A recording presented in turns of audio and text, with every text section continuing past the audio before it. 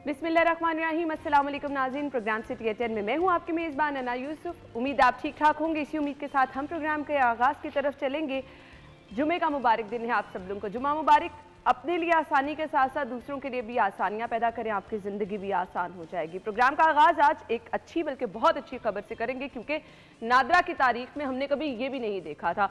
हमेशा लंबी कतारें लगी होती थी। मेरा अपना एक्सपीरियंस इतना बैड रहा है ऑनेस्टली स्पीकिंग। जब मुझे मेरा जाना हुआ तो होता ये था कि कभी काउंटर खाली नहीं, कभी काउंटर पे कोई खाना खाने गया हुआ है, कभी काउंटर से कोई इधर उधर हुआ है, तो आपको लंबी कतारों में लगना पड़ता था। अब एक बहुत बड़ी सहूलत मुतारिफ कराई गई है, और वो सहूलत क्या है कि नादरा बाइक सर्विस आपके घर पर पहुंचेगी। आपने बस कॉल करनी है, अपना एड्रेस बताना है और बाइक सर्विस आपके घर आएगी, और वो तमाम फैसिलिटीज़ जो आपको चाहिए वो आपके घर में प्रोवाइड कर दी जाएंगी। 8 बजे से 4:30 बजे तक का, शाम तक का 8:30 से 4:30 बजे तक का वक्त मुकर्रर किया गया है। तो वी रियली अप्रिशिएट वो तमाम चीज़ें जो कि आवाम के लिए आसानी पैदा करती हैं। वफाकी वज़ीर दाखिला मोहसिन नकवी साहब हमेशा से आवाम के कामों में बहुत ज़्यादा हमें नज़र आते हैं जी, एक्टिव, और आवाम को फैसिलिटेट करने के लिए एक के बाद उनका एक कदम। पासपोर्ट ऑफिस में देखिए जी, 24 घंटे कभी भी नहीं पासपोर्ट ऑफिस जो था वो ऑपरेशनल रहा था। फिर उसके बाद सैटरडे की सर्विस नादरा की ओपन की, हफ्ते की छुट्टी मना रहे थे ये लोग, बट अब आवाम की सहूलत के लिए ये तमाम इकदामात यके बाद दीगर उठाए गए हैं। इरफान मलिक साहब, राव दिलशाद हुसैन साहब हमारे साथ मौजूद हैं। वो लोग जो जाते हैं, जब उन्होंने बच्चों के छोटे छोटे काम कराने होते हैं ना, बड़ा मुश्किल हो जाता है। अस्सलाम वालेकुम। वालेकुम सलाम। राव साहब कैसे देखते हैं इस इकदाम को? देखिए, बाइकर सर्विस ये एक वो यूनिक इकदाम है जिसकी के अल्लाह ताला रहम करे, बाइकर लेन मेरे जहन में आ जाती है। आपकी मैंने बाइकर सर्विस कहा है नहीं, मैं कह रही मेरे जहन में आ जाती है, मेरे जहन में आ रही है। ये बाइकर लाइन वाला हिसाब ना हो, अभी उसको साइड पे रखे, उसके क्रिटिक रहे हैं। अच्छा, बाइकर सर्विस शुरू करनी है, ये तो तमाम डिपार्टमेंट्स को इसमें अब एक ये नया जो मुकाबला वो शुरू हुआ है अवामी सर्विस का, अवामी खिदमत का, और यही अवामी खिदमत है कि घर बैठे अगर आपको किसी सर्विस की ज़रूरत है तो आपके डोर स्टेप पे आए। यही वो बातें हैं जो जलसे जुलूसों में, जो मंशूरों में हम देखते हैं सियासी जमातों के, लेकिन उस पर एग्जीक्यूशन जो करते वक्त जो है वो उसका ख्याल नहीं रखा जाता। लेकिन अब चूँकि बड़ी बात है, बड़ा फ़ैसला है और बड़ी अवामी सहूलत है कि आपको घर बैठे जो तमाम जो फैसिलिटीज़ हैं ये मुयसर आएंगी। तो आपने ज़ाहिर है जो नादरा का इस पर टोल फ्री नंबर होगा, उस पर रब्ता करेंगे और उसके बाद अच्छा जी, थोड़ा सा मैं आपको बताती चलूँ, अगर आप अपना शनाख्ती कार्ड बनवाना चाह रहे हैं, दस्तावेजात की तजदीद यानी जिसको हम रीन्यू वाला प्रोसेस कहते हैं, अगर आप वो कराना चाह रहे हैं, तरमीम यानी कुछ चेंजेस लेकर आना चाह रहे हैं अपने दस्तावेजात में, समटाइम कोई नाम की प्रॉब्लम हो जाती है, एड्रेस आप चेंज करें तो आपको वो चेंज कराना होता है। इरफान मलिक साहब। बिल्कुल, ये मैं कहता हूँ ऐसा काबिल तारीफ़ जो है प्रोजेक्ट है जिसको तमाम जो डिपार्टमेंट हैं इसकी कॉपी करनी चाहिए। देखिए, कॉपी वैसे तो हम सुनते हैं कि कॉपी करना अच्छी बात नहीं होती, लेकिन अच्छी चीज़ें नहीं, जहाँ पे अवाम का भला अच्छा, अवाम का भला, आप कुछ अच्छा कर रहे हैं तो मुझे जरूर वो करना चाहिए, आपको फॉलो करना चाहिए। और इसमें देखें कि आप ऑफिस में हैं, आप घर पे हैं, आप नहीं जा सकते वहाँ पे, तो आप कॉल करें 8:30 बजे से लेकर 4:30 बजे तक। वो यही माजूर अफराद के लिए बड़ा अच्छा है, उन लोगों के लिए था कि तमाम लोग जो अपने घरों से टाइम नहीं निकलता, अब ऑफिस में आप हैं, आपके पास टाइम नहीं निकल रहा, तो आप कॉल करके उसको बुला लें। 10 मिनट का काम है, बाइकर आपके पास आएगा, आपके जो फिंगरप्रिंट लेगा या जो भी डॉक्यूमेंट्स हैं उसके बारे में मामला जो है वो उसको रिजॉल्व करेगा। इसके साथ साथ मैं समझता हूँ कि मोहसिन रज़ा नकवी की जानिब से जिस तरह के इक़दाम किए जा रहे हैं, इसकी जैसे मैंने कहा कि तमाम जो सियासतदान हैं वो इस पैटर्न के ऊपर आना चाहिए। और ये कोई बड़ी चीज़ें नहीं हैं, हमारे हमसाया मुल्क के अंदर ये ऑलरेडी चीज़ें इसके ऊपर काम की जा रही हैं, ये काम की जा रहे हैं। चाइना के अंदर आपने कोई भी चीज़ लेनी है, असल इशू ये है कि जब आप डॉक्यूमेंटेड कर लेंगे सबको, सब चीज़ें आपके पास डॉक्यूमेंटेड होंगी, तो ऐसे इक़दाम कोई इशू ही नहीं है। आपने ड्राइविंग लाइसेंस बनवाना है, आप कॉल करें, आपके पास पहुंचेगा। आपने नादरा के पासपोर्ट बनवाना है, आपने लाइसेंस बनवाना है या शनाख्ती कार्ड बनवाना है, या कोई भी आपको जो अपने डॉक्यूमेंट्स के हवाले से, जो सरकारी डॉक्यूमेंट्स हैं, सरकारी रिकॉर्ड्स बनता है, इनके हवाले से आपको कोई काम है, तो आप एक कॉल करेंगे, आपके पास वहाँ पे पहुँचेंगे।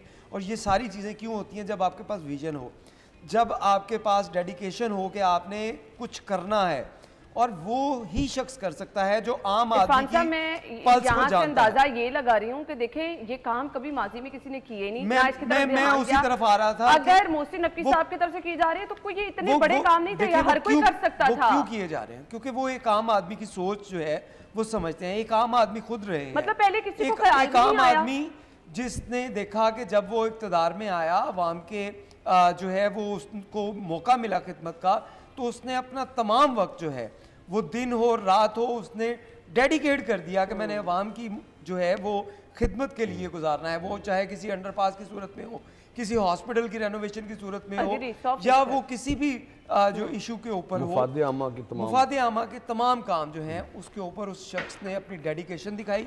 और उसका समर देखें कि जैसे आपने बात की कि नादरा के ऑफिस या पासपोर्ट के ऑफिस में आपको घंटों कतारों में लगना पड़ता था, अब वही नादरा के ऑफिस है, वही स्टाफ है। और मज़े की चीज़ ये है कि इसमें कोई स्टाफ जो है चेंज नहीं हुआ, कोई स्टाफ ज़्यादा बढ़ाया नहीं गया। नहीं, अगर वही लोग हैं, तो इसमें ये सर्विसेज हैं इसमें, लेकिन हम बात कर रहे हैं कि ये वही लोग हैं, वही काम कर रहे हैं, वही सिस्टम है जो अब काम कर रहा है, जो सालों से काम नहीं कर रहा था, जिनको आदत ही नहीं रह गई थी काम करने की।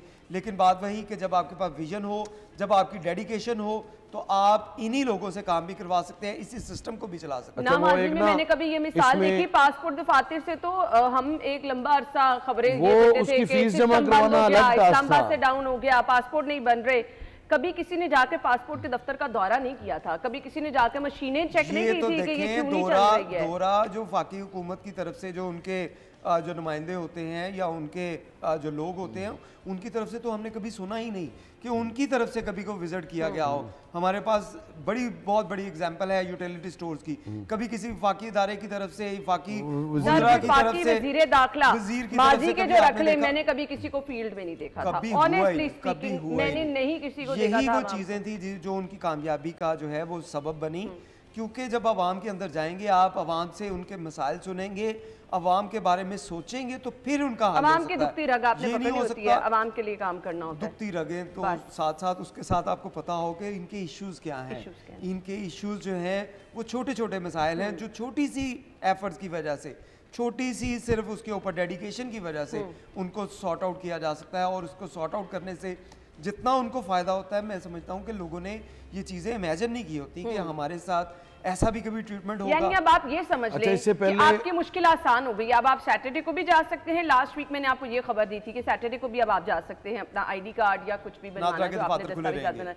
उसके अलावा 24 घंटे में कभी भी आप पासपोर्ट बनवाने जा सकते हैं। और अब इससे बहुत आगे बढ़कर आपके घर की दहलीज पर आपको ये सहूलत मिल जाएगी, तो इससे बड़ी बात क्या हो सकती है। इतने मौजूद होते हैं, इतने फंड्स मौजूद होते हैं कि उसके बावजूद इस तरह की के वाक़यात का रिपोर्ट होना ये अफसोसनाक नहीं बल्कि शर्मनाक बात है अस्पताल इंतज़ामिया के लिए भी और इसके जो फैसला साज हैं उनके लिए भी। जब हम हेल्थ का बजट देखते हैं तो हेल्थ का बजट जो है वो 500-600 अरब पर जाता है, लेकिन लिफ्ट टूट गई। अब ये मामूली बात है। मैं इस बारे में आपकी बात से इत्तेफाक नहीं करूंगा कि आपने कहा कि हॉस्पिटल इंतजामिया जो है वो सारी की सारी जिम्मेदार है। सभी सो रहे होते हैं। नहीं, पाकिस्तान फिर जिम्मेदार। उसमें देखें, उसमें आपके जो गुजरा है नहीं राव साहब, इस तरह नहीं होता। आप यही एग्जांपल, बात सुन लेना, बात सुन ले। आपको तो हर चीज में आपने अब अस्पताल इंतजामिया किस बला का नाम है? क्या मतलब आप बात सुन लेंगे भाई वजीर, अगर आप बात सुन लेंगे भाई, अगर यही एग्जांपल हमने देखी निगरान वजीर आला के दौर के अंदर, हॉस्पिटल में जाते थे तो इंतजामिया वहां पे सफाई करने पे मजबूर हो जाती थी। हर लिफ्ट जाके चेक करते थे, हर लाइट जाके चेक करते थे कि ये एसी चल रहा है कि नहीं, ये लाइट चल रही है कि नहीं। जब एसी नहीं चल रहा होता था तो इंतजामिया को कहा जाता था कि आप क्या कर रहे हैं, आप वेंडर को बुलाएं, इसको ठीक करवाएं। जब आपके वुज़रा जो हैं जब तक वहां पे नहीं जाएंगे, हुकूमती नुमाइंदे जब तक नहीं पहुंचेंगे तो नुमाइंदगी कौन करेगा? इन लोगों ने तो काम नहीं करना। इंतजामिया आप और एक एडवाइजर है, देखें इनको हम अक्सर अस्पतालों में देखते हैं। पता नहीं आप कहां पे देखते हैं। जब आप देखते हैं तो उसके बाद ये हाल है कि हॉस्पिटल में ये देखिए नेग्लिजेंसी क्या है? हादसा नहीं है राव साहब, ये इसके अंदर मतलब जानबूझ के कराई है। खबर में आप देखें कि इसकी जो मेंटेनेंस ना होने की वजह से इसके हादसा पेश आया। हादसा ऐसे पेश नहीं आ जाते, हादसा ऐसे नहीं पेश आ जाते। अच्छा, मेंटेनेंस अगर इसकी करवाएंगे, अगर आप अपनी गाड़ी की ब्रेक ना ठीक करवाएं और बाद में कोई हादसा हो गया, आप उसमें मर जाए, आपको चोटें आ जाए, तो ये हादसा नहीं है, ये इसमें आपकी अपनी नेग्लिजेंस है, मारने भी आपकी अपनी नेग्लिजेंस का करे क्या? आप अगर लिफ्ट बंदा इनका करे क्या? नेग्लिजेंस है साहब, उनका पॉइंट बहुत वैलिड है। आप ना आपका इत्तेफाक करना मेरे साथ जरूरी नहीं है। मैं ये कह रहा हूँ कि हमने देखा है, आपको पता नहीं नजर नहीं आते या शायद आप टीवी नहीं देखते, सूबाई वुज़रा, क्योंकि आप सिर्फ प्रेस रिलीज पे रहते हैं ना, इस वजह से हमें लगता है कि उन्होंने जो प्रेस रिलीज भेज दी उन्होंने बता दिया कि हम वहां पे पहुंचे। अच्छा, मेरी तो ड्यूटी नहीं है, हम आपकी बात, मेरी तो ड्यूटी नहीं है। इस चीज से तो मैं खुद भी ना लाऊं, बहुत सारे मसाइल वाकई जो टाइम पे जाके देखने चाहिए वुज़रा को, वो नहीं, कोई शक वाली बात नहीं है। अद्वियात नहीं मिल रही, मसाइल बहुत ज्यादा है, किसी को कुछ पता नहीं है, बिल्कुल है। तो फिर किस तरह मामला ठीक होंगे? ये कोई छोटी बात नहीं है। कल लिफ्ट में अभी तो लोगों की हड्डियां टूटी है ना, कल हम खबर ये देंगे जान चली गई, आ सकती है, हड्डियां जड़वाने आए थे, कल हम ये खबर देंगे जान चली गई, एक हादसा है, हादसे में हड्डियां जड़वाने आए थे, आप टाइम पे मेंटेनेंस नहीं करा रहे। अब देखें, हड्डियां जड़वाने आए थे, हड्डियां तोड़वा के वापस जा रहे हैं। वही तो कह रही हूं। मसला ये है कि आप एक मिनट मेरे एक सवाल का जवाब दे दें, आपके मिनिस्टर साहिबान ने लास्ट विजिट म्यू अस्पताल का कब किया? म्यू अस्पताल का विजिट तो आपको अंदाजा ही नहीं है, हर दूसरे दिन होता है या हर दूसरे दिन विजिट होता है। उसकी साहब बड़े नालायक रिपोर्टर हैं, फिर तो खबर ही नहीं देते हैं। उसकी वजह सुन नहीं, खबरें आ रही होती हैं लेकिन आप वो लिफ्ट का इस्तेमाल नहीं करते होंगे, लिफ्ट वाली साइड पे नहीं जाते होंगे, विजिट करते हैं, इसी वजह से मेंटेनेंस नहीं हो रही और इसी वजह से वो लिफ्ट गिर गई। तो आप देखिए कितनी, ये तो ज्यादा शर्मनाक बात है कि एक मिनिस्टर वहां पे जब विजिट भी कर रहा है, उसको पता भी है, अगर वो वहां पे गया है तो फिर उसको पता होगा कि इसकी मेंटेनेंस नहीं हो रही, इसका काम ठीक नहीं चल रहा, इसको ठीक करवाना है, किसने करवाना है, किसको मैंने कहना है कि इसको ठीक करे, डिपार्टमेंट है हमारा पूरा ऐसा, लेकिन उसके बावजूद ये नहीं हुआ। तो मैं समझता हूँ ये ज्यादा नाअहली है कि आप वहां पे इस काबिल ही नहीं है कि आप जाके विजिट करें और आपको चीजें पता चले। आपको इंटरेस्टिंग बात बताऊं, आप लोग भी सियासी लोगों के पीछे पड़े रहते हैं ना यूसुफ, आप भी सियासी लोगों के पीछे पड़े रहते हैं। हमारा क्या बिगाड़ा है, हम वोट देके आपको पता है कि महकमा स्पेशलाइज्ड हेल्थ केयर का जो इंचार्ज है वो सेक्रेटरी होता है, जिसका काम है ये सारी चीजों को कंट्रोल करना। सेक्रेटरी मिनिस्टर से ऊपर होता है, सेक्रेटरी मिनिस्टर से ऊपर होता है। मिनिस्टर ने कभी लिख के दिया कि ये सेक्रेटरी काम नहीं करता, इसको निकाले। मिनिस्टर ने कभी लिख के दिया कि ये हॉस्पिटल इंतजामिया काम नहीं करती, इसके बारे में इसके बारे कानूनी कार्रवाई की जाए, महकमाना कार्रवाई की जाए। सोल्यूशन की तरफ नहीं जा रहे आप, सोल्यूशन यही है, आप जब जाके कोई काम भी करें, फोटो सेशन करके वापस ना आ जाएं। अगर आपको पता हो कि वहां पे हॉस्पिटल के अंदर अद्वियात मिल रही हैं, नहीं मिल रही तो उसका नोटिस लें, आप उसके ऊपर। सर मैं यही तमाम चीजें निगरान दौर में देखती रही हूँ, बेडशीट, एसी, वॉशरूम, नलके, एक एक चीज, मेडिसिन वाले स्टोर रूम में। उस टाइम पे तो हम खबरें दे रहे थे, आज अगर कोई ऐसी खबर आ रही है 2 दिन बाद आपके मिनिस्टर जा रहे हैं, तो आज जाहिद साहब खबर क्यों नहीं दे रहे? जाहिद साहब का कोई पर्सनल मसला उनके साथ आपको शायद नजर आनी चाहिए ना। मुझे नहीं लगता कि शायद आप ओवरलुक हो रही होंगी, आपसे भी खबरें।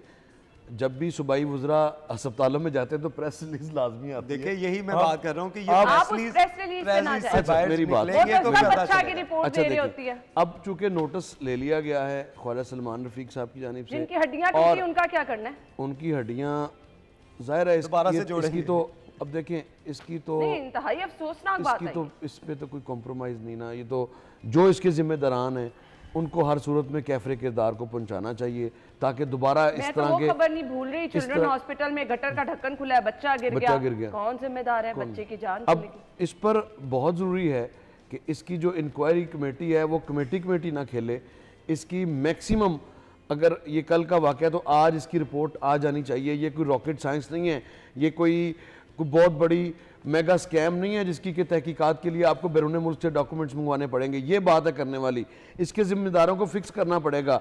अगर जिस कॉन्ट्रैक्टर ने ये लिफ्ट लगाई होगी उसको पूछना पड़ेगा आज की लगी हुई है, बाय द वे इसकी मेंटेनेंस जिसने भी लगाई करती है, इसकी रिपेयर एंड मेंटेनेंस का भी तो कॉन्ट्रैक्ट होगा ना किसी के पास, होगा या नहीं होगा? तो सरकारी अस्पताल में क्यों सोए हुए हैं? उन्होंने बताना होता है ना कि लिफ्ट खराब है, चल नहीं रही है, मसला कर रही है, आ जाए। मैं ये कह रहा हूँ कि इसको फिक्स करना बड़ा जरूरी है। अगर आइंदा आपने ऐसे अब आप मशीन छोड़ दें, अभी आप जनरल अस्पताल की तरफ चल जाए, शहर का एक और बड़ा अस्पताल जहां पर मसला क्या है जी, आपकी लिथोथेरेपी मशीन जो है, ये एक ट्रिस्पी मशीन खराब है। अच्छा, ये मशीन क्या करती है, गुर्दे में जो पथरी है उसका शुआओं से उसको जो है वो निकाला जाता है, ठीक है। अब ये इतनी हमें अल्लाह रहम करे, अक्सर ही लोगों का सुनने में, कभी फैमिली में, कभी दूर दराज किसी का पता चल रहा होता है जी गुर्दे में पथरी है, तो इसके लिए जब आप जाएंगे सरकारी अस्पताल में तो वहाँ आपको पता चलेगा मशीन ख़राब है। इरफान मलिक साहब, और ये सिर्फ आपको जनरल हॉस्पिटल नहीं, आप किसी भी हॉस्पिटल के अगर तमाम उसका सीटी स्कैन एमआरआई तो ज़्यादा खराब ही रहती उनके है। अगर आप पूरा उनकी सर्विलेंस करवाएं, वहाँ पे मामला देखें तो आपको पता चलेगा कि 100 में से 60% जो चीज़ें हैं वो आपकी ख़राब हो चुकी हैं और इसकी मेंटेनेंस नहीं हो रही या उनको चेंज नहीं किया जा रहा। राव साहब ने जो बात की कि उनके पास बजट बहुत होता है। जनरल जिन्ना सर्विसेज, ये बड़े अस्पताल हैं, बिल्कुल टीचिंग हॉस्पिटल है, ये टीचिंग हॉस्पिटल है, ये बड़े बड़े प्रोफेसर साहिबान, बड़े बड़े एमएस साहिबान आपके यहीं बैठते हैं, आपके मिनिस्टर साहिबान जैसे राव साहब कह रहे हैं दौरे भी नहीं अस्पतालों के करते हैं, फिर यहाँ पे मामला खराब हो जाना। तो यही तो फेस है आपके गवर्नमेंट का, आपका फेस दिखाता है कि गवर्नमेंट क्या काम कर रही है कि हॉस्पिटल्स के अंदर आपके पास ऑपरेट, अब इसकी वजह से ये सारे जो पथरी के ऑपरेट्स होंगे जो इसके जरिए हो रहे होते वो सारे के सारे डेफिनेटली रुक गए होंगे।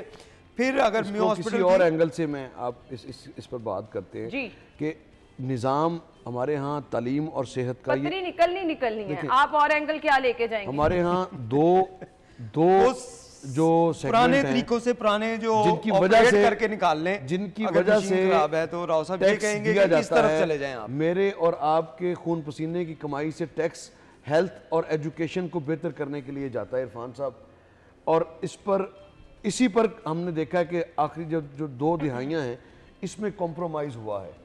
कॉम्प्रोमाइज इस तरह का हुआ है, मान के कॉम्प्रोमाइज हुआ। पहले आप कह रहे हैं जाते हैं मिनिस्टर साहिबान, हमारी नजरों से खबरें ओझल होती होंगी। बात तो करने दें आप, तो आज खुदा का नाम है, ऐसे ना पढ़ें जैसे नहीं, मैं आपकी बात, आपने कहा कि पीछे ऐसे ना पढ़ें। इन्होंने कहा कि जाते हैं वहाँ पे मिनिस्टर साहिबान, जाते हैं, आपको नजर नहीं आते वो एक अलग बात है। जाते हैं, जाके फोटो सेशन करवाने की बजाय उसके ऊपर काम करें। ये नोटिस लिया आपने, आप चाहते हैं कि इसका कोई सोल्यूशन की तरफ बढ़े हम, जरूर इसकी निशानदेही इस तरह करें। ब्रेकिंग शेयर करनी है, आप सब जल्दी वाइंड अप कर लें प्लीज। आप पहले ब्रेकिंग कर लेना, फिर कर लेते हैं। कंटिन्यू करें प्लीज। अच्छा, गुजारिश ये है कि पिछली 2 दिहाइयों में हमने देखा है कि हेल्थ और एजुकेशन का सिस्टम, जिस पर के जब हम असेंबली में बजट देखते हैं तो लगता है कि कुछ तकरीबन 1000 अरब से ज़ायद का बजट है इन दोनों सेक्टर्स का, लेकिन इन दोनों सेक्टर्स में अगर हम देखें, सरकारी स्कूल्स में देखें तो पंखे नहीं आपको चलते हुए नज़र आते, गर्मियों में वाटर कूलर नहीं होते, जो मिसिंग फर्नीचर है वो मिसिंग होता है। इसी तरह से अगर अस्पतालों का रुख करें, अदवियात नहीं मिल रही, मशीनें ख़राब हैं जिसकी आप बात कर रही हैं, और ये ऑन गोइंग इशूज़ हैं। ये 20 सालों में इसलिए हुए कि इसके पैरेलल हमने क्या किया कि प्राइवेट सेक्टर की तरवीज के लिए कवानीन की मंजूरी होती रही पंजाब असम्बली से, और प्राइवेट सेक्टर जो है वो ग्रो करता रहा, और आज भी प्राइवेट सेक्टर ट्रस्ट के नाम पर करोड़ों अरबों रुपए कमा रहा है। एक बड़े अस्पताल का जो मालिक था वो सिर्फ इसी वजह से कत्ल हो गया अपने बेटे के हाथों कि उनके पास पैसा इतना ज्यादा है कि संभाला नहीं जा रहा, और जल्दी वारिद को उन्होंने ठिकाने लगाने की ठान ली। ये हालात हैं। ऐसी सूरत हाल में करना क्या आपको, मैं बस जो फैसला साज है, जो फैसला साज है सुन लें, आपको पॉलिसी बनानी पड़ेगी सरकारी स्कूलों में और सरकारी अस्पतालों में। किसी को जानती ब्यूरोक्रेट्स को और पॉलिटिशियंस के बच्चों को जब तक आप इलाज और तालीम की जो सेहत है ये सरकारी अस्पतालों से जब तक इनको नहीं इनका प्राइवेट अस्पतालों में दाखिला जब तक बंद नहीं करेंगे तब तक ये मसला हल नहीं होना। इसी तरह हम कभी लिफ्ट की बात करते रहेंगे, कभी कोई और बात करते रहेंगे। चक्कर लगा लें, ये है मसला। बखूबी जान जाएंगी मसाइल क्या क्या हैं। अभी एक अहम खबर, बल्कि बहुत अहम खबर और बड़ी खबर आपके साथ शेयर करने जा रहे हैं। केनाल रोड से जहां पर रात गए करोड़ों रुपए मालियत की मनशियात बरामद हुई हैं। बड़ी खबर आपके साथ शेयर कर रहे हैं, आबिद चौधरी ने ज्वाइन किया है। आबिद बताइए। बिल्कुल, ये एसपी डॉल्फिन के मुताबिक बताया जा रहा है कि केनाल रोड पर डॉल्फिन टीम की जानिब से कार्रवाई की गई और मशकूक गाड़ी से करोड़ों मालियत की मंशियात बरामद की गई। बताया जा रहा है कि मुलजिम जो है वो गाड़ी छोड़कर मौका से फरार हो गया। अलबत्ता मशकूक गाड़ी से 185 किलो से ज्यादा मंशियात बरामद हुई है। सेक्टर इंचार्ज ने गाड़ी से दर्जनों मुख्तलिफ गाड़ियों के नंबर प्लेट्स भी बरामद की हैं और एसपी डॉल्फिन के हवाले से कहना है कि मुलजमान गाड़ी की नंबर प्लेट्स बदलकर शहर के मुख्तलिफ इलाकों में मंशियात सप्लाई करते थे। गाड़ी में से लाखों मालिक की शराब की बोतलें जो हैं वो भी बरामद हुई। अलबत्ता इस वक्त बरामद होने वाली मंशियात, गाड़ी और उसके साथ साथ जो नंबर प्लेट्स हैं वो नवाब टाउन पुलिस के हवाले कर दी गई हैं और दूसरी जानिब नवाब टाउन पुलिस की जानिब से मुलजिम की तलाश की जा रही है। ठीक है, बहुत शुक्रिया आबिद चौधरी।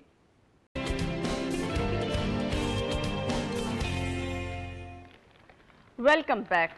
बाइकर लेन, करोड़ों का पेंट बह गया, मोटरसाइकिल सवार गिरते रहे, एलडीए के 11 करोड़ से जायद बारिश में बह गए। ग्रीन बाइकर लेन पहली बार बारिश बर्दाश्त ना कर सके। अभी तो यहाँ पे पानी जमा होना है इस बाइकर लेन के अंदर, देखिएगा। ऑरेंज पेंट बारिश की बूंदों के बाइस जगह छोड़ गया। अच्छा जी, अच्छा जी, अच्छे खासे पैसे लगे। उसके बाद कलर भी गया। बाइकर लेन वैसे कोई इस्तेमाल नहीं कर रहा, जरा बारिशें ज्यादा होने दे, फिर इसमें जब पानी तैर रहा होगा, बाइक अंदर चल रही होंगी, तो मंजर होगा। राव साहब, आपको क्या लगता है कि हमने जो पैसा खर्च किया था वो इसलिए किया था कि वो सदाबहार नजर आता रहे आपको? अच्छा, नहीं, इसलिए किया था, वो जो इसलिए किया था रियल फुटेज बनी है वो बहुत प्यारी लगी। किया था कि जो पहले दिन की जो सोशल मीडिया अच्छी लग रही थी ना, बताएं अच्छी लग रही थी या अच्छी बात की है राव साहब ने, अच्छी लग रही थी या नहीं? लेकिन पिछले हफ्ते ये क्या कह रहे और वो सोशल बहुत जबरदस्त प्रोजेक्ट है, ये भी बात इनकी रिकॉर्ड पे है। हाँ। मैंने इस प्रोजेक्ट को इस सेंस में ज़रूर सपोर्ट किया है कि आप वो कैट आइज लगाकर तो एक अलग से बाइकर्स लेन कर सकते हैं, पेंट करके बीच में डिवाइडर लगा के। ये दानिशमंदाना फैसला नहीं है। सड़कों पर रंग करना माजी में भी हमने देखा है, लिबर्टी चौक में नहीं देखा था आपने? हालांकि वो मुफ्त करवाया गया था। लिबर्टी चौक में जो पेंट करवाया गया था उस वक्त के डीसी लाहौर ने, मुदस्सर रियाज मलिक ने, वो मुफ्त में करवाया था, वो नहीं ठहरा। बाइकर लेन पे आ जाए, वो नहीं ठहरा। अब आपके पास तजर्बा हो गया ना, वो नहीं ठहरा तो पैसे वाला कैसे ठहरेगा? मतलब ये देखिए, अच्छा वो वन ऑफ द बेस्ट था जिस कंपनी का वो लगवाया गया था, और उसने कहा था कि ये काफी अर्सा तक चलेगा। अच्छा, इसमें भी देखिए मेरा थोड़ा सा इख्तलाफ है कि आपके पास पेंट करना वैसे है ही गैर दानिशमंदाना। पेंट करें आप, नहीं, आपने जरा उसको सेपरेट रखना था ना। लेकिन गाड़ी तो फिर भी ऊपर चढ़ गई। ना ये प्रोजेक्ट जैसा भी है, इसको तो अभी हम छोड़ देते हैं ना। आप देखिए शहर के अंदर आपको ज़ीब्रा क्रॉसिंग नजर आती है, वहां पे क्या पेंट इतनी जल्दी खराब होता है, नजर आता है आपको? वहां पे भी पेंट होता है, कम से कम उससे कुछ 2 महीने 4 महीने 6 महीने गुजरते हैं, और उसी तरह वहां पे ट्रैफिक जो है वो गुजरती है। अच्छा, वो भी ऑनगोइंग प्रोसीजर है, हाँ, इसको भी करते रहना चाहिए, करते रहना चाहिए। हम ये बात कर रहे हैं कि यहाँ पे जो शायद पेंट यूज किया गया वो इस हद तक निकम्मा, नहीं, बहुत पैसे लगाए इरफान, पैसे देखिए, यही बात है ना, इरफान पैसे आप करोड़ों जितने मर्जी लगा दें। आप one of the best company का भी लगा लेंगे ना, सड़क के ऊपर रंग करना गैर दानिशमंदाना होती है। क्या बच्चों वाली बात तो होती रहती है ना, तो वो होती रहती है, वो तो दूसरे अपडेट करते रहते हैं। एक बारिश में कभी ज़ीब्रा क्रॉसिंग का पेंट नहीं उखड़ता। राव साहब, यही बात है, यही मैं आपको समझाने की कोशिश कर रहा हूँ। वो तो फिर आप कहेंगे मोटरवे का भी नहीं उतरा, ज़ीब्रा क्रॉसिंग के मोटरवे का भी तो नहीं ना उतर रहा। यही बात है ना, ये उसके अंदर अगर अच्छा पेंट आप इस्तेमाल करें, उसके अंदर खांचे ना हो, उसके अंदर दिहाड़ियां ना हो, तो शायद ये भी कोई महीना निकाल लेता। ये तो पहली बारिश थी, उसके बाद ये हालत होगी उसकी। अब ज़ीब्रा क्रॉसिंग की जैसे मैं एग्जांपल दे रहा हूँ कि हर चौक में आपको जहाँ पे सिग्नल है वहाँ पे आपको ज़ीब्रा क्रॉसिंग नजर आती है। मोटरवे की जैसे राव साहब ने बात की कि मोटरवे के ऊपर आपको वहाँ पे भी बारिश होती है, वहाँ पे भी साल से ये मामला चल रहे हैं, वहाँ पे भी गाड़ियाँ इसी तरह चलती हैं। बाइकर लेन पे कोई एक्स्ट्रा गाड़ियाँ नहीं चली, लगता बाइकर लेन के ऊपर कोई एक्स्ट्रा ब्रश के साथ नहीं लगता, बड़ा नहीं पड़ा, वो बाकायदा उसकी बात उसके लिए मैकेनिज्म मौजूद है। यही बात कर रहे हैं कि अगर आपने पेंट करना था तो आप कम से कम पेंट तो पैटर्न वो इस्तेमाल कर लेते जिससे वो देर पा रहा था। अब करोड़ों रुपए लगा दिए कि अब दोबारा याद आएगा, नहीं ये खराब हो गया, इसको जरा दोबारा से करते हैं। दोबारा फिर 13 करोड़ रुपया जिसकी हमने बात हो गई है, अगर वो चलानी होगी वो सोशल मीडिया में अभी देखें, अच्छी लगती है। अभी इसको दोबारा से बीजिंग के बाद लाहौर में इसको अलग से बाइकर इसको दोबारा किया जाएगा मेरे ख्याल में, क्योंकि इससे अभी सेटिस्फेक्शन नहीं हुई। अभी तो ये भी सुनने में आ रहा है कि इसके डिवाइडर जो हैं वो कई मकामात से अब हटाए जा रहे हैं, क्योंकि एक्सपेरिमेंट करके देख लिया आपने कि वहाँ पे क्या हालात है। उसके आपका ये डेफिनेटली आप देखिए 13 करोड़ तो सिर्फ पेंट पे लगा, जहाँ पे सिमेंटेड स्ट्रक्चर आपने बनाया वहाँ पे तो पैसे ज्यादा लगे होंगे। डिवाइडर लगाया उसके ऊपर आप देखेंगे कि जरा सा ये मौसम खराब हुआ या धुंध तो खैर निकल गई है, लेकिन उसके ऊपर आपको अक्सर गाड़ियां, क्योंकि वो एकदम से, अगर आपने नसीराबाद से लेट्स सपोज अगर आप निकले हैं नसीराबाद से, जहाँ पे मुस्लिम लीग नून का दफ्तर है, मेरा तो जाना रहता है वहाँ से बाहर निकलते हैं तो एकदम से अचानक से वो आगे आता है, उसके लिए कोई वो है, उसका कलर भी ऐसा है। अच्छा, जिसको कलर करने की जरूरत थी उसको कलर नहीं किया, हालांकि उसको आप रिफ्लेक्टर्स वाला कलर कर दें ताकि वो सामने नजर तो आ जाए। बनी राव साहब, तो मसला ये है फुटेज बनी है ना वहाँ से नहीं बनी। जब तक ये गवर्नमेंट टिकटॉक से नहीं निकलेगी, जब तक ये के फकीर मुझे लगता है सोशल मीडिया से नहीं अच्छा जरा इसको एक साइड पे रख दें, कलर को, वो तो गया बह गया। बाइकर लेन इस्तेमाल होती देख रहे हैं, एक एक कमेंट दे, फिर ब्रेक पे चलें। देखिए इस्तेमाल होती देख रहे हैं, लेकिन उसके अंदर रिक्शा, गाड़ियां, बसें, इन लोगों को भी हम और देख बाइक्स रहे बाहर भी हैं। बाइक्स बाहर भी बाइक्स हैं। बाहर भी। अभी मैं जब इसी रोड से जब मैं आया हूँ तो वहाँ पे बाइक्स बाहर भी थी। इसकी एग्जीक्यूशन में बुनियादी तौर पे आप इसकी जो स्पिरिट है उसको समझने की ज़रूरत है, जिसके जो मैंने भी जब बात की कि क्या ज़रूरत पड़ गई। सड़कें तो पहले ही आपकी स्क्वीज़ हुई हैं, आपका 25 साल पुराना इंफ्रास्ट्रक्चर है, 25 साल के मुकाबले में गाड़ियों की तादाद 4000 गुना बढ़ी है। यानी 5 लाख गाड़ी होती थी, आज 25 लाख गाड़ी है, 80 लाख मोटरसाइकिल लाहौर शहर में। तो इनके लिए आपकी सड़कें का साइज तो वही है, सड़कों को तो आपने कशादा नहीं किया। लास्ट टाइम भी जो आपने कशादा किया था 2012 में या 13 में जब मेट्रो बनी है तो थोड़ा बहुत कशादा किया था, लेकिन उसके बाद भी आज भी वो सड़कें आपको चले। अब तो इरफान साहब नहीं कहते, बहुत जगहों से खबर ये आ रही डिवाइडर भी हटाने वाले हैं, तो एक दिन आप देखेंगे ये बाइकर लेन भी जो है वो सीधी हो जाएगी और ट्रैफिक मसाइल झूम के तोड़ेंगे। Welcome back. यूटिलिटी स्टोर्स पे खबर है, पैकिंग वाला आटा भी खत्म हो गया। ओपन मार्केट में आटे के दाम दोगुना। यूटिलिटी स्टोर एक आसरा था। अवाम के वोटों से आने वाली हुकूमत का ये आखिरी आसरा। मैं तो कहती हूँ अब रमज़ान में यूटिलिटी स्टोर के बाहर मैं तो देखती रहती हूँ कितने लंबी कतारें ख़वातीन सुबह सुबह सहरी के बाद आकर वहाँ बैठ जाती हैं। तो ये आखिरी आसरा क्यों कह रहे हैं? मैं तो आवाम से गुजारिश करूँगी कि प्लीज़ यूटिलिटी स्टोर कोई ना जाए। इरफान मलिक साहब, बात बिल्कुल आपकी ठीक है। यूटिलिटी स्टोर के बाहर जब भी गुजर हुआ तो सहरी के बाद से लोग आके बैठना शुरू कर देते हैं। ये तो आप रमज़ान की बात कर रहे हैं, आप रूटीन में भी आप देखें तो वहाँ पे आपको ऐसी ही सूरत हाल नज़र आएगी। और गरीब लोग जो आटा लेने के लिए, चीनी लेने के लिए, और ये कुछ 10-10, 15-15 रुपये जो है सब्सिडाइज चीज़ें होती हैं, उस यानी कि 15-20 रुपये की बचत के लिए आप देखें कि वो लोग किस तरह मजबूर हैं कि वहाँ पे खड़े रहें। और जब उनको पता चलता है कि जब उनकी बारी आई है तो पता चले कि आटा नहीं है, पता चले चीनी नहीं है, और ऐसी प्रोडक्ट जिनके ऊपर सब्सिडी है वो मौजूद नहीं है। वहाँ पे आपको साबुन नजर आएंगे, दाल चना वहाँ से हमेशा गायब रहती है। देखे ना वही चीजें चाय की पत्ती हमेशा गायब रहती है, जिसके ऊपर हुकूमत की तरफ सर से साबुन पड़े होते हैं तो इंतहाई सस्ते ब्रांड के, बिल्कुल वो, और महंगे वाले भी हों तो वो सेम प्राइस के ऊपर वो चीजें पड़ी होती हैं जो सेम प्राइस के ऊपर आपको किसी बड़े डिपार्टमेंटल स्टोर से, किसी परचून की दुकान से वो चीजें मिल जाती हैं, वो यूटिलिटी स्टोर के ऊपर पड़ी होंगी। यूटिलिटी स्टोर्स की ऐसी बुरी हालत, मैं समझता हूँ कि ये जैसे हम अभी अगर थोड़ी देर पहले बात कर रहे थे कि वफाकी इदारों की तरफ से हमें कभी जो है उनके नुमाइंदों की तरफ से कभी विजिट नजर नहीं आया। कभी आपने सुना कि किसी यूटिलिटी स्टोर के ऊपर जो है कोई वफाकी नुमाइंदा जो है वो आया, उसने विजिट किया कि यार यहाँ पे चीजें मौजूद नहीं है। आटे के पहले चेंज होने का इशू सामने आया, बड़े बड़े इशू सामने आए, बड़े बड़े स्कैंडल्स, इनको इशू नहीं, इनको बड़े बड़े स्कैंडल्स कहेंगे, वो होते हैं। लेकिन उसके ऊपर कभी किसी ने ना तो नोटिस लिया, ना इसके ऊपर किसी ने काम किया। और उसकी सूरत हाल ये है कि आपको इन यूटिलिटी स्टोर्स के बाहर बड़ी तादाद में तो ऐसे लोग जो 15-20 रुपए की बचत के लिए वहां पे बेचारे पहुंचे। 100%। राव साहब, जिस मकसद के लिए बनाया गया था वो तो पूरा नहीं हो रहा, तो फिर बंद क्यों नहीं कर रहे? ये बड़ा ही, ये जब बनाया कभी गया था ना, उस वक्त भी ये फजूल फैसला था। और इसमें इतनी ज़्यादा एम्बेजलमेंट हैं, लोगों को रियायती अशिया देने के नाम पे मिलती मुलती कोई नहीं। आप अगर आपको यकीन ना आए तो आप किसी एक यूटिलिटी स्टोर में जाकर, अच्छा, मुझे समझ नहीं आती लोग क्यों इतना इंतजार करते हैं। आप जाकर देख लें, खुला भी नहीं होता, वो 15-20 रुपए की बचत जैसे मैंने कहा, utility stores corporation of Pakistan की वजह से चीनी और दीगर जो चीजें हैं उनके रेट्स बड़े हैं, क्योंकि जब ये प्रोक्योरमेंट कर रहे होते हैं तो ये रेट ही मार्केट से 10 रुपए 20 रुपए ज्यादा ऑफर करते हैं ताकि ये प्रोक्योरमेंट कर लें। लेकिन उसके बाद फिर जो मार्केट में तूफान आता है, 20 रुपये मार्केट से महंगा लेंगे और 20 रुपये मार्केट से सस्ता। अब ये वो 40 रुपये का गैप है जो सिर्फ ये यूटिलिटी की जो वजारत है दफाई पैदावार की, ये सिर्फ उनके MD को और इनको नज़र आता है।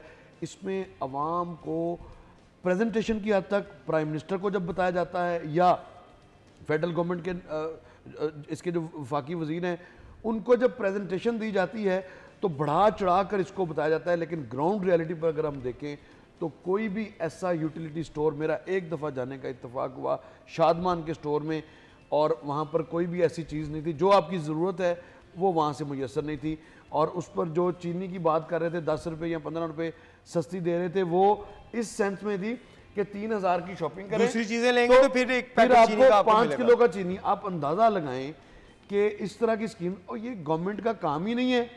जो गवर्नमेंट ये कर रही है चीजें स्टोर्स बना के चीजें फरोख्त करना, गवर्नमेंट अपनी रेट एस्टेब्लिश नहीं करती, जिसकी वजह से चले जी हम बिलियंस ऑफ रुपीस। दूसरी बात, कुछ हल हो जाए, आवाम को रिलीफ मिले। हाई कोर्ट से एक अहम खबर आप तक पहुंचा रहे हैं, और खबर यह है कि तमाम सरकारी को ई चालान की अदायगी से मुंसलिक करने का हुक्म अदालत की जानिब से दिया गया है। अदालत ने ट्रैफिक ई चालान की अदम अदायगी पर सर्विसेज बंद करने के अहकामात दे दिए हैं। अदालत की जानिब से ये अहकामात जारी किए गए हैं। तफसीलात के लिए मलिक साहब से रब्ता किया। मलिक अशरफ साहब। अना बिल्कुल, आज लाहौर हाई कोर्ट में समूह तदारक के मुतालिक केस की समाअत हुई है, जिसमें चीफ ट्रैफिक ऑफिसर DIG अतर वही जो है वो अदालत में पेश हुए हैं, और उन्होंने शहर में 3 माह के अंदर ट्रैफिक के निज़ाम को बेहतर करने के हवाले से तजावीज़ दी हैं। और इस हवाले से उन्होंने बात तजवीज़ तो एक अजीब किस्म की दी है। एक तो उनकी तजवीज़ ये भी है कि जो बड़ी गाड़ियों के मालकान हैं जो खिलाफ वर्जी बार बार करते हैं, उनसे मार रोड पर सफाई करवानी चाहिए। मजीद उन्होंने ये भी कहा कि जो तमाम जो सरकारी खदमात हैं, उस हवाले से उनका ये भी कहना था कि जो तमाम सरकारी मुलाजमीन हैं उनकी तनख्वाहें ई चलान से मुंसलिक होनी चाहिए। अगर वो कोई चलान जमा नहीं कराएंगे तो उनकी तनख्वाहें रोक लेनी चाहिए। मजीद चीफ ट्रैफिक ऑफिसर ने ये भी उन्होंने सरकारी बसेस की भी मुखालफत की और कहा कि ऐसे प्रोजेक्ट जो है प्राइवेट होने चाहिए। मजीद लाहौर हाई कोर्ट के जस्टिस शाहिद करीम ने तमाम सरकारी खदमात को ई चलान की अदायगी से मुंसलिक किया है, और अदालत ने ट्रैफिक ई चलान की अदम अदायगी पर सर्विस बंद करने का हुक्म दिया है। ये बहुत बड़ा हुक्म है। सिटियों का ट्रैफिक की खिलाफ वर्जी करने वाली बड़ी गाड़ियों के मालकान के खिलाफ ये कहा है कि जो बड़ी गाड़ियों के मालकान हैं उनको मार रोड पे सफाई करवानी चाहिए। जब इस केस की समाअत का आगाज हुआ तो जो सीटीओ हैं उन्होंने अदालत को बताया कि 95% शहरी जो हैं वो अब हेलमेट इस्तेमाल कर रहे हैं। लाहौर में एक्सल लोड मैनेजमेंट का कोई सिस्टम नहीं। मजीद उनका ये भी कहना था कि जब तक ई चलान जमा ना हो। आपका बहुत शुक्रिया।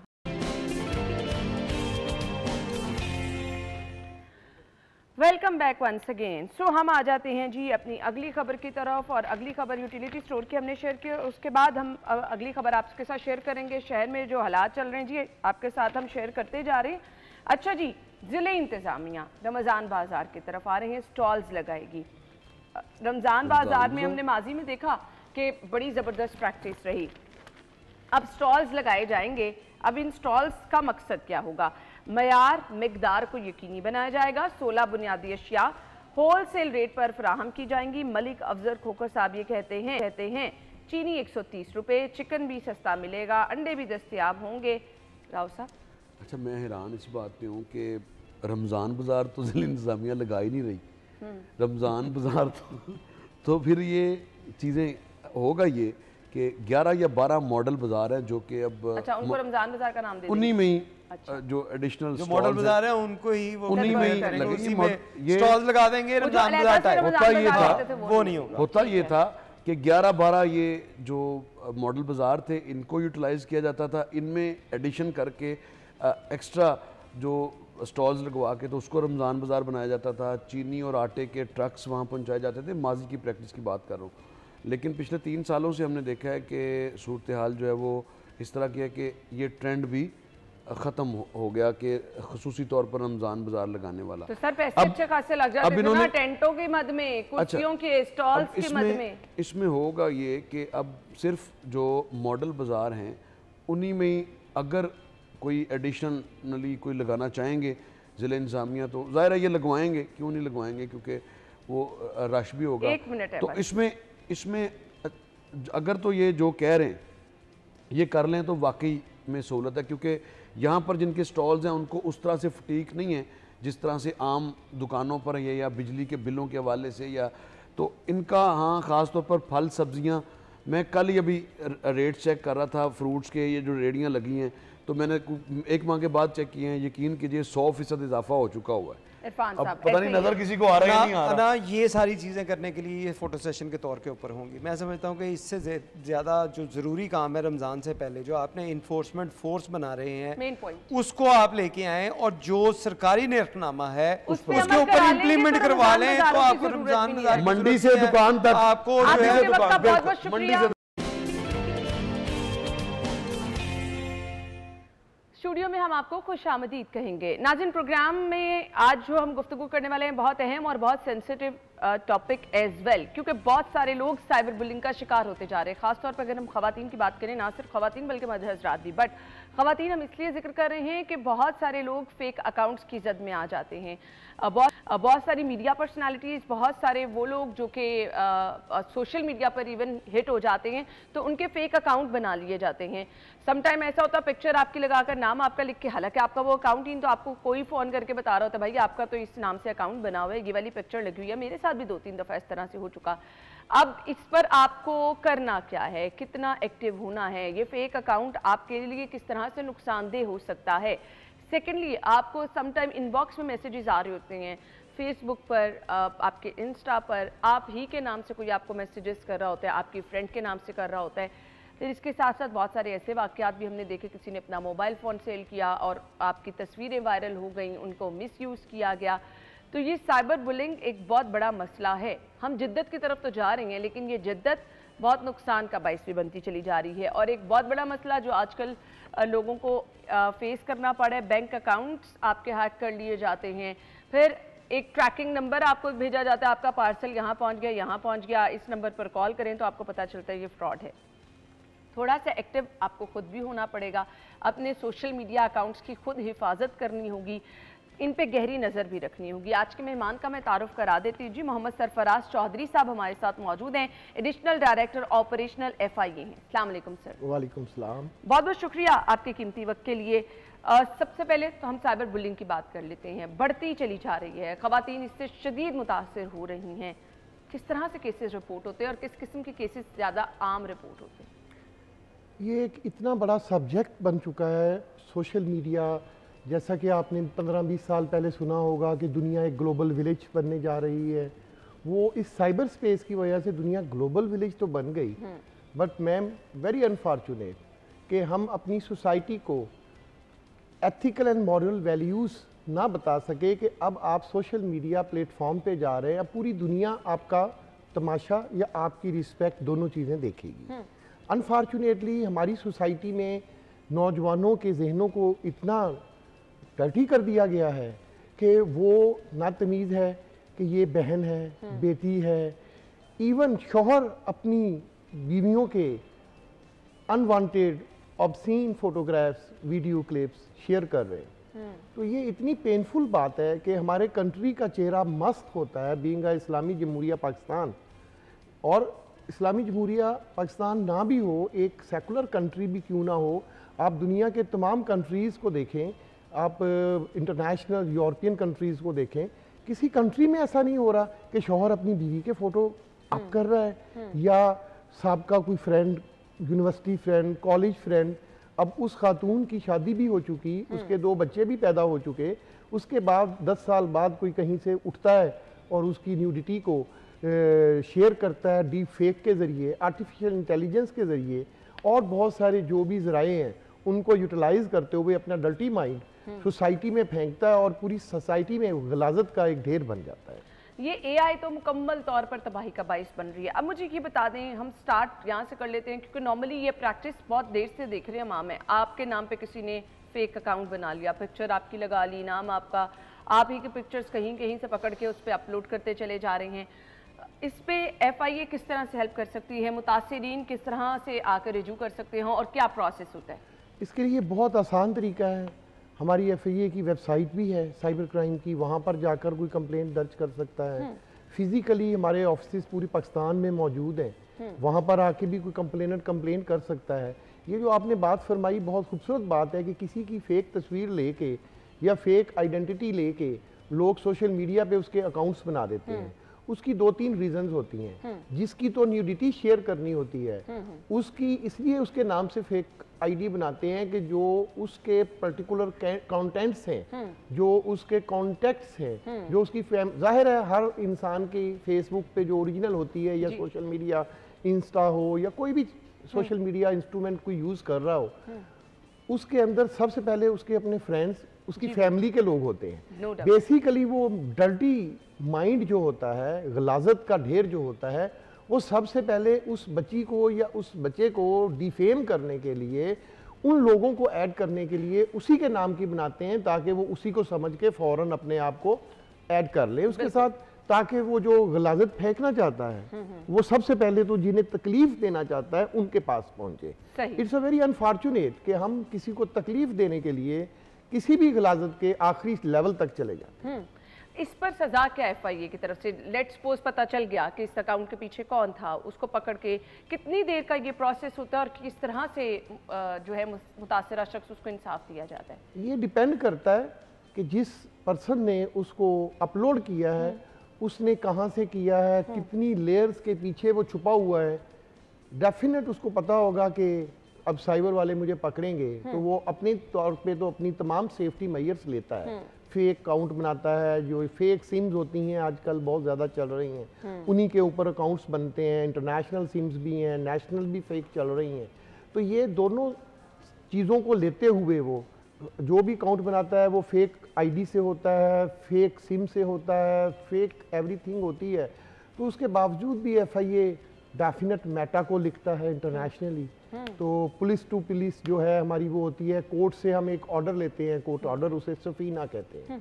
सफीना लेके वो एक हम केस बनाते हैं, उसको ईमेल के ज़रिए मेटा को सेंड करते हैं। फिर वो उस कंसर्न जो सोशल मीडिया इंस्ट्रूमेंट्स हैं, एप्लीकेशंस हैं, टूल्स हैं, उनके ऑनर्स को भेजते हैं। सपोज ट्विटर, फेसबुक, इंस्टा, तो वो टिकटॉक, वो उनको भेजते हैं हम लोग, तो फिर वो हमें रिप्लाई देते हैं। वेरी अनफॉर्चुनेट कुछ केसेस में वो जब सीरियस केसेस होते हैं, स्पेशली चाइल्ड पोर्नोग्राफी के होते हैं या बहुत ज़्यादा कोई टेररिज्म के होते हैं, किडनैपिंग फॉर रैंसम के जो केसेस होते हैं, उनमें तो ये जो मेटा वाले हैं बहुत जल्दी रिस्पॉन्स भी देते हैं और रिजल्ट भी देते हैं।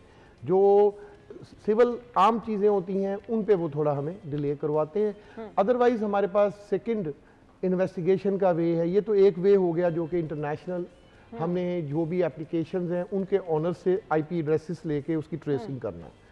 सेकेंडली हमारे पास सोशल इंजीनियरिंग मेथड हैं जो लॉफुल तरीके से हम उनको अडॉप्ट करते हैं, और वो कुछ ऐसे मेथड्स होते हैं कि मैं ओपन किसी भी मीडिया पे बता नहीं सकता, क्योंकि ये जो फिर क्रिमिनल्स होते हैं फिर उसके सेफ्टी मेजर्स कर लेते हैं। तो वो हमारी अपनी इन्वेस्टिगेशन का एक स्टाइल है।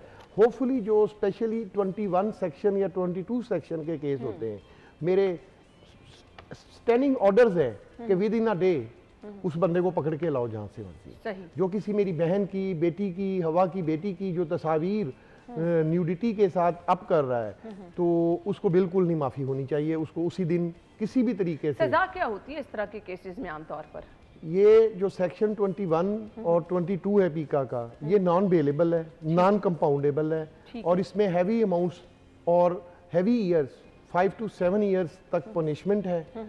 और उसके साथ साथ अगर उसका डिपेंड करता है कि उसका कंटेंट्स किस तरह के हैं, उसमें फाइनेंशियल भी उसको लॉस करना पड़ता है। जो हमारा मुल्ज़म होता है उसको 20 लाख 10 लाख जो भी है वो उस बच्ची को देना होता है जिसको उसने विक्टिमाइज किया है। ठीक है, ठीक है। अब ये इसके लिए अगर मुतासिरा जो भी शख्स है उसको फौरी तौर पर FIA से रिजू करना चाहिए। हमारी सोसाइटी में अक्सर ये होता है कि हम समझते हैं कि शायद उस तरह से कॉपरेट नहीं किया जाएगा, तो आप मुसलसल मुतासिर होते रहते हैं और एक जगह पर बैठे रहते हैं। Welcome back once again. Biker lane के समरात हम आपके साथ डिस्कस कर देते हैं जी। अरफा करीम टावर से कलमा चौक तक ट्रैफिक का शदीद दबाव है, और आपको बताएं फिरोजपुर रोड पर गाड़ियों की इस वक्त लंबी कतारें हैं। सो वो लोग जिन्होंने फिरोजपुर रोड का इस्तेमाल करना है, कलमा चौक की जानिब जाना है, वो रास्ता दूसरा अपना लें।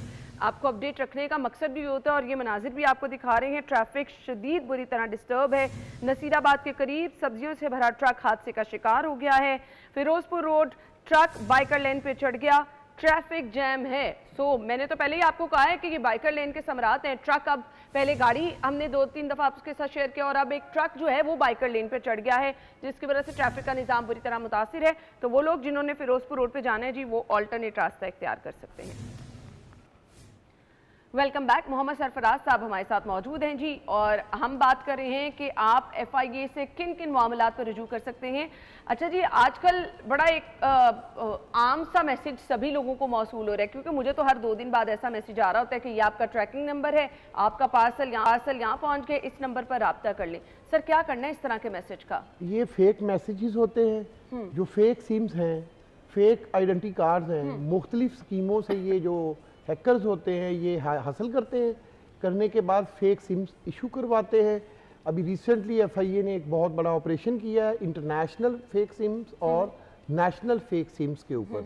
उसमें जो मैंने लास्ट प्रेस कॉन्फ्रेंस में भी अर्ज किया था कि 11,000 लोगों का डाटा इतनी आसानी से दस्तयाब कैसे हो जाती हैं? इसके ऊपर हम इन्वेस्टिगेशन कर रहे हैं। जिन जिन क्वार्टर्स के पास 10 पूरे एक इंसान के 10 फिंगरप्रिंट्स होते हैं, जिस इंस्टीट्यूशंस के पास 10 फिंगरप्रिंट्स उनकी कस्टडी में है हमारे नेशनल डाटा के अंदर, हम उनको इंक्वायरी का लिख चुके हैं। हमने 11,000 लोगों के CNIC और थम्स, जो कि 1,10,000 ये फिंगरप्रिंट्स बनते हैं, जो हमने बरामद की हैं। पिछले दिनों 6 मुल्ज़मान को गिरफ्तार किया है, उनकी कस्टडी से ये निकले हैं। वो करते ये हैं कि ये फेक सिम्स इशू करते हैं। उन्हीं फेक सिम्स के ज़रिए आपके इल्म में भी नहीं होगा सपोज ना कि आपका एक सिम आपके नाम पे फेक इशू हो गई। अच्छा। अब उस सिम इशू होने के बाद उस सिम की बेस पे आपका इजी पैसा अकाउंट भी बन गया।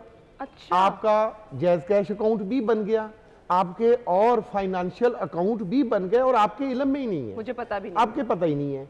अब वो ये फ्रॉडिये करते क्या है, इस तरह के मुख्तलिफ मैसेजेस भेजते हैं कि आपका पार्सल आ गया, उसका ट्रैकिंग नंबर ये है, फिर वो एट द एंड कहेंगे कि वो कस्टम से पकड़ा गया।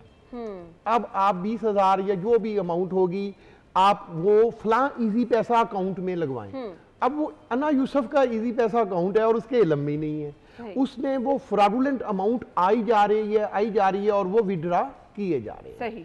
जब एट द एंड जिसके पैसे वो लुटेंगे, जो लुटा गया बेचारा, वो FIA के पास आएगा, कंप्लेंट करेगा, तो हम सबसे पहले देखेंगे कि उसके अकाउंट में से पैसे किस अकाउंट में गए हैं। ठीक है। तो वहां से आएगा कि अना यूसुफ के हैं, तो हम आपके पास आएंगे कि बीबी आपके अकाउंट में पैसे आए हैं, आप कहेंगे मेरा तो अकाउंट ही नहीं है। बिल्कुल ऐसे ही। लेकिन यू फाउंड गिल्टी, बिल्कुल, कि आपका अकाउंट यूज हुआ है। अब आप साबित करती रहे, बिल्कुल, आप FIA को साबित करें कि जी वो आप यूज नहीं कर रही। बिल्कुल। वो फिर उस चीज को हम ट्रैक बैक करते हैं कि वाकई ये कस्टमर जो था ये अनअवेयर था, इसकी सिम इस मकसद के लिए फेक यूज हुई।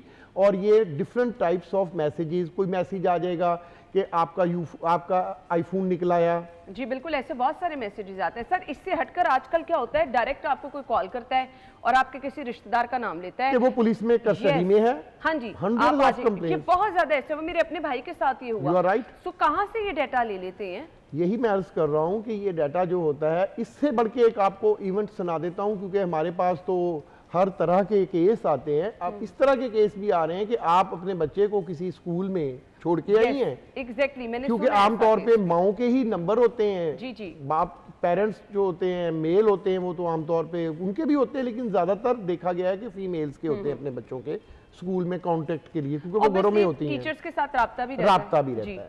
तो जैसे ही आप स्कूल छोड़ के वापस आई हैं, आपको एक फेक कॉल आ जाएगी कि आपका बच्चा किडनैप है, हमारे पास है, और वो बच्चा रो रहा होगा। आप अपने शोहर से या किसी से राब्ता करने की घर के मर्द से कोशिश करेंगे, वो उस वक्त कहीं अगर नहीं हो पाएगा तो वो आपको साइकोलॉजिकली इतना थ्रेट कर देंगे कि आपसे लाखों रुपया बटोर लेंगे। हमारे पास 5,000 से लेकर 5 करोड़ तक की कंप्लेंट्स हैं जो लोगों का फ्रॉड में, इसी तरह के फ्रॉड में लोगों को लूट लिया गया।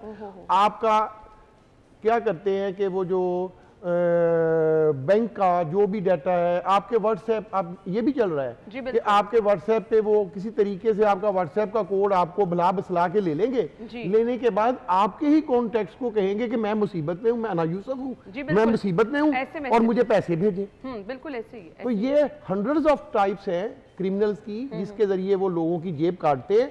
पुराने दौर में तो बस में, रेलगाड़ी में किसी ने ब्लेड लिया, आपकी जेब काटने की कोशिश की। अब ये डिजिटल जेब कतरे हैं जी। ये डिजिटली जेब को कतरते हैं और अपने पैसे बनाते हैं। इनसे बचाव का एक ही तरीका है कि तमाम शहरियों की मैं आपके चैनल के, ना यूसुफ के चैनल के तवज्जुह से ये अर्ज़ करूँगा कि आप अपनी सोसाइटी के हर मर्द को और औरत को ये अवेयरनेस दें कि जब भी कोई ऐसी फेक कॉल आए, पहले काइंडली उसको कंफर्म कर लें, ठीक है, कि ये वही है, फिर कोई उसको ट्रांजैक्शन करें जी, बिल्कुल इस तरह से नहीं।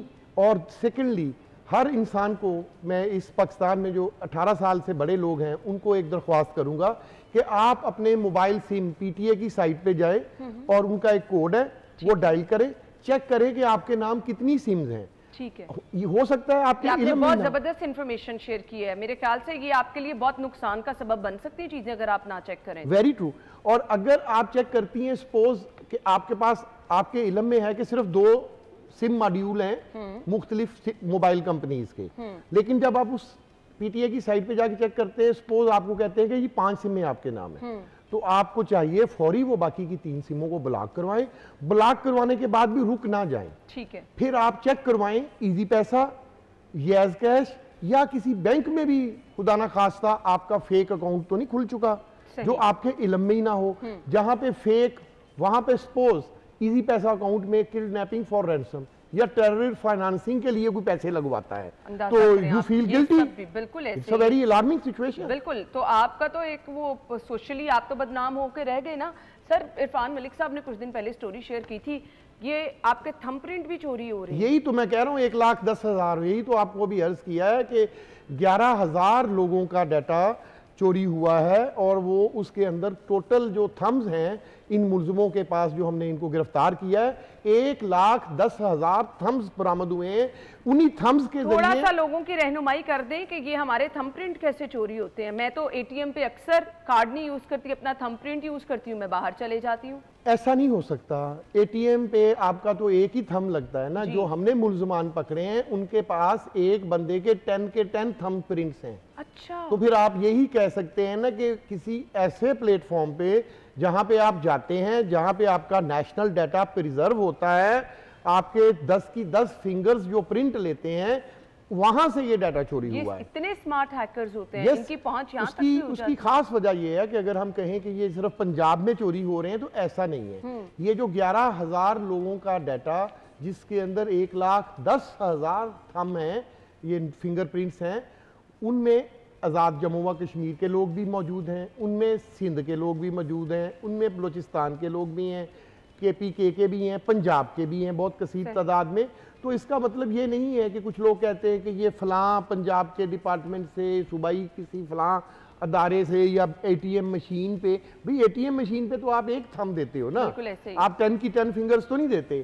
तो ये वहां से चोरी हुआ है जिन जिन इंस्टीट्यूशंस के पास 10 की 10 एक इंडिविजुअल की प्रिंट्स मौजूद है। तो आपको इन चीजों को ना रीचेक करते रहना चाहिए सर। ये आजकल ना व्हाट्सएप ग्रुप बनने का बड़ा ट्रेंड है, आपको कोई भी किसी भी टाइम ऐड कर लेता, आपको नहीं पता होता कि उस ग्रुप में है। अब बड़ा नुकसान भी होता है ये। हमारे पास तो सम टाइम ना, क्योंकि दफ्तर की डिफरेंट चैट्स ग्रुप है, वो नीचे चले जाता है, आपको किसी ने ग्रुप में ऐड भी कर लिया, आप नहीं देख रहे, तो इससे आपकी पर्सनल इंफॉर्मेशन भी इधर उधर हो सकती है। इसके अलावा अना यूसुफ, ये आपने इतना खूबसूरत पॉइंट रेज किया है अपनी सोसाइटी को अवेयरनेस के लिए कि ये जो स्पेसिफिक व्हाट्सएप का आपने ग्रुप्स की बात की, आजकल इसके अंदर ब्लास्फेमी मटेरियल भी शेयर किया जा रहा है। अच्छा। और हमारे पास बहुत ज़्यादा केसेस हो रहे हैं पाकिस्तान में और इंटरनेशनली। ब्लास्फेमियस जो इल्यूमिनाटी ग्रुप्स हैं, जो नऊज़ुबिल्लाह माज़अल्लाह शैतान के पैरोकार हैं, वो भी अब लाखों में लिंक्स हैं। तो आपको अपने बच्चों को अवेयर करने की ज़रूरत है कि इस तरह की किसी पोस्ट को किसी को बताने के लिए भी रीशेयर ना किया जाए, ना उसको रीपोस्ट किया जाए, ना रीशेयर किया जाए, ना लाइक किया जाए। अगर कोई शख्स इस तरह के मटेरियल को, चाहे वो न्यूडिटी का है, मोडेस्टी ऑफ वुमेन पे है, चाहे वो ब्लास्फेमी मटेरियल है, उसको कोई शेयर करेगा, रीशेयर करेगा, लाइक करेगा, तो वो भी उतना ही जुर्मदार है जिसने वो क्रिएट की है। सर, बड़े ना अफसोस के साथ कहना पड़ता है, मैंने अभी सोशल मीडिया पे, इंस्टा पे, यहाँ वहाँ देखा, हमारी नामवर शख्सियात की ऐसी वीडियोस बनाई जा रही हैं जो कि बिल्कुल भी अच्छी नहीं हैं। आपके जो मुल्क के करता धरता हैं, नामवर लोग हैं, चाहे वो सीएम साहिबा हैं, मुख्तलिफ लोग, उनकी वीडियोस बनाई जा रही हैं, तो फिर आम बंदा तो कोई सेफ नहीं है इस सोशल मीडिया की लानत से। आप तक तो कोई आराम से रसाई हासिल कर सकता है। मुझे सिर्फ बता दें कि इन लोगों का अंजाम क्यों हम इतना बुरा नहीं बनाते कि कम से कम इनको पता हो कि हमारी पकड़ हो गई तो बस बचत नहीं है। अना यूसुफ, आपने इतनी स्ट्रॉन्ग बात की है कि इनके खिलाफ सख्त कार्रवाई होनी चाहिए ताकि ये दोबारा कोई जुर्रत ना करे। बिल्कुल ऐसा होना चाहिए। ब्लास्फेमी तो कानून ऐसा है कि आपको पता है कि उसकी सजाए मौत है। उसमें जो पकड़ा गया तो सजाए मौत है, उसने तो बाहर आना नहीं है। बात ये जो बाकी सब्जेक्ट्स हैं उसके लिए जब पीका कानून थोड़ा सा भी टाइट किया जाता है FIA साइबर क्राइम की दरख्वास्त पे, तो फिर तमाम मीडिया और डिफरेंट जो हमारे सिविल सोसाइटी के ह्यूमन राइट्स के नाम लेने वाले अहबाब हैं वो इसको काला कानून कहना शुरू कर देते हैं। वो इसके, मैं समझता हूं कि अभी जो पीका अमेंडमेंट्स आई हैं उसके अंदर कुछ दफात ऐसी हैं जिन्हें मजीद सख्त होना चाहिए, क्योंकि ये सोसाइटी के ऊपर आप देखें ना, एक खातून बच्ची अपनी न्यूडिटी शेयर होने की वजह से खुदकुशी कर रही है, तो एक इंसानी जान एक सोशल मीडिया की पोस्ट की वजह से अगर जाया हो रही है तो हम इसको लाइट लें कि जी कोई बात नहीं, मेरी हवा की बेटियां मरती हैं तो मरती रहें। हमारी जो मर्द डोमिनेटिंग सोसाइटी है वो उसी तरह इस चीज़ों का तमस्खर उड़ाती रहे। हाई प्रोफाइल डिग्निटीज, बहुत बड़े बड़े लोगों के, मिनिस्टर्स के फेक अकाउंट्स। अब तो एक नई चीज़ आ गई है ना कि आपके पास जो आपका अपना ऑफिशियल नंबर है वो वेब पे पेड सर्विस लेके, ये जो LDIs है वो पेड सर्विस दे के आपका अकाउंट, आपका ये मोबाइल मेरे नाम बता देंगे। मैं कॉल करूंगा आपकी प्रोड्यूसर को कि अना यूसुफ बोल रही हूँ सपोज औरत की आवाज में, तो वो यही समझेगी दैट इज द इम्पर्सिनेशन। जहां तक आपको जो है वो होशियार है। यहाँ पर मिनिस्टरों के इस तरह के फेक अकाउंट्स बनाकर उन्हीं के मोबाइल नंबर पे मुख्तलिफ ऑफिसर्स को कॉल्स की जाती हैं और उनको प्रेशराइज किया जाता है कि ये मेरा बंदा है, इसका काम कर दे। हालांकि वो मिनिस्टर को पता ही नहीं होता कि ये मेरा अकाउंट मिसयूज हो रहा है, अकाउंट बनते हैं। इस तरह के बहुत सारे केस मैंने पकड़े हैं। जनरल इंफॉर्मेशन मुझे कुछ आपसे चाहिए लोगों के भले के लिए, क्योंकि मुझे अक्सर लगता है कि मैं जहाँ कहीं जा रही हूँ मैं फेसबुक पे चेक इन दे रही हूँ। आप रूटीन बन गई है ना, आप अपनी फैमिली के साथ भी डिनर पे गए, आपने पिक्चर लगा दी, चेक इन कर दिया। मेरी फेसबुक पे मेरे फैमिली के लोग भी ऐड हैं, मेरा पर्सनल नंबर, एड्रेस। अब क्या हमें अपने सोशल मीडिया अकाउंट से अपनी पर्सनल लाइफ को दूर रखना ही बेहतर है कि मैं अपना नंबर भी ना शेयर करूं, अपने घर का एड्रेस भी ना करूं, मैं चेक इन भी ना दूं? ये तो बहुत ज़्यादा सेंसिटिव मामला होता चला जा रहा है। हरगिज़ नहीं। बहुत सारे ऑफिसर्स, बहुत सारे सोशल मीडिया एक्टिविस्ट, बहुत सारे लोग ये बात कहते हैं जो आपने फरमाई कि हमें महदूद हो जाना चाहिए। मेरा नज़रिया ये नहीं है। मेरा नज़रिया ये है कि अगर सियालकोट मोटरवे पे मेरी एक हवा की बेटी जा रही है, कुछ डाकू उसको माल को भी लूटते हैं, फिर उसकी इज्जत को उसके बच्चों के सामने तार तार करते हैं, और हमारे कुछ इंस्टीट्यूशंस के हेड कहते हैं कि औरत रात के वक्त निकली क्यों थी।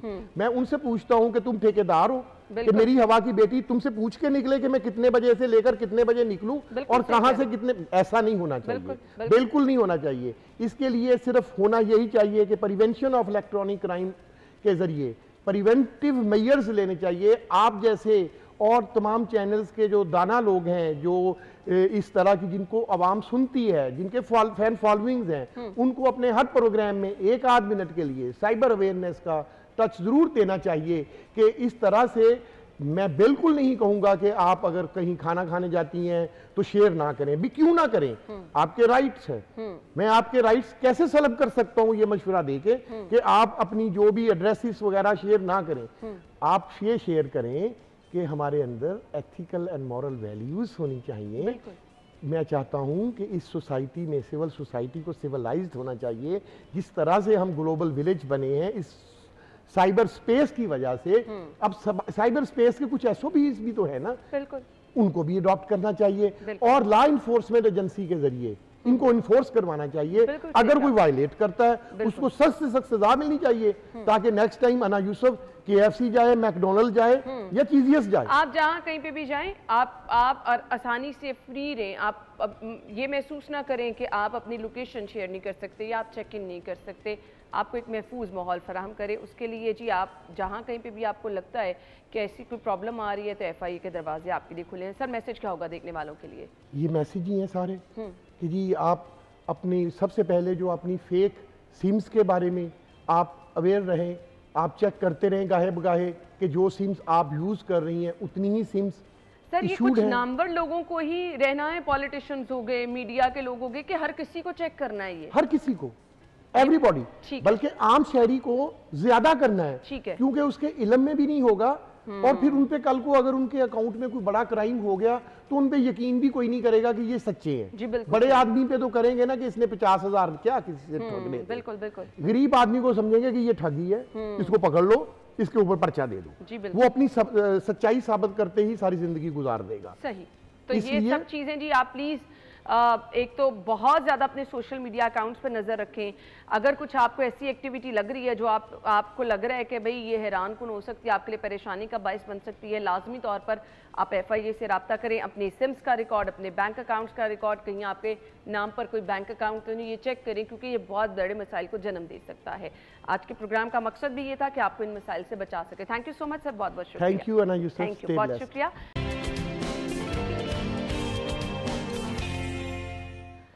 Welcome back once again. So कल वाली बर्थडे लिस्ट हम शामिल नहीं कर सके क्योंकि आपको पता जी कल कुछ हमारी मजबूरियाँ होती हैं, लाइव कुछ आ जाए तो हमें वहाँ पे भी जाना पड़ जाता है। कल की बर्थडे जी मोहम्मद उस्मान की सालगिरह, उसके बाद जी Mubashir Qureshi, Riza Fatima, I am really sorry, Riza Fatima, Ayat की सालगिरह है जी, इमरान शाह, अरसल, और इसके बाद जी फातिमा खालिक, इब्राहिम खान, और इमरान मकबूल साहब की सालगिरह है जी, director PR Punjab social security हैं जी। आप सब लोगों को सालगिरह की बहुत मुबारकबाद, हैप्पी बर्थडे। तो आज की बर्थडे लिस्ट की तरफ भी आएंगे, लेकिन सबसे पहले आज के भाव।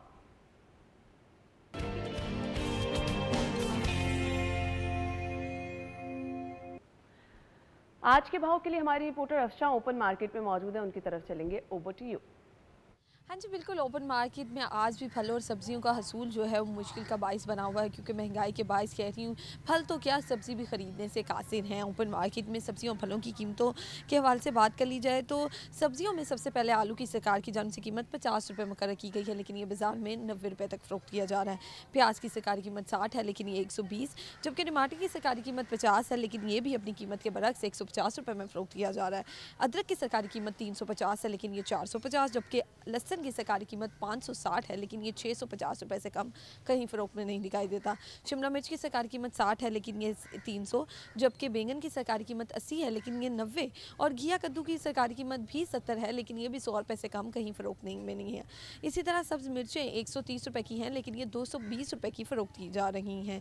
कि इसी तरह दीगर जितनी भी सब्जियाँ हैं वो भी अपनी कीमतों के बरक्स फ़रोख्त की जा रही हैं, और शहरी प्राइस कंट्रोल मजिस्ट्रेट से कार्रवाई करने का मुतालबा कर रहे हैं। थैंक यू जी, बहुत शुक्रिया, आपने आज की रेट लिस्ट बता दी। आज की सालगिरह जी, किस तारीख को हसनैन फारूक की सालगिरह है, हमजा इकबाल की, अफनान अहमद, हुसनैन अली की सालगिरह है, DIG गाजी सलाहुद्दीन की सालगिरह है। आप सब लोगों को मुबारकबाद, हैप्पी बर्थडे।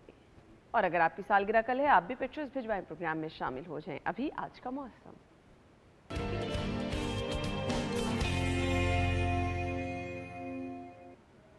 हमारे साथ फातिमा होंगी, उनकी तरफ चलेंगे। Over to you.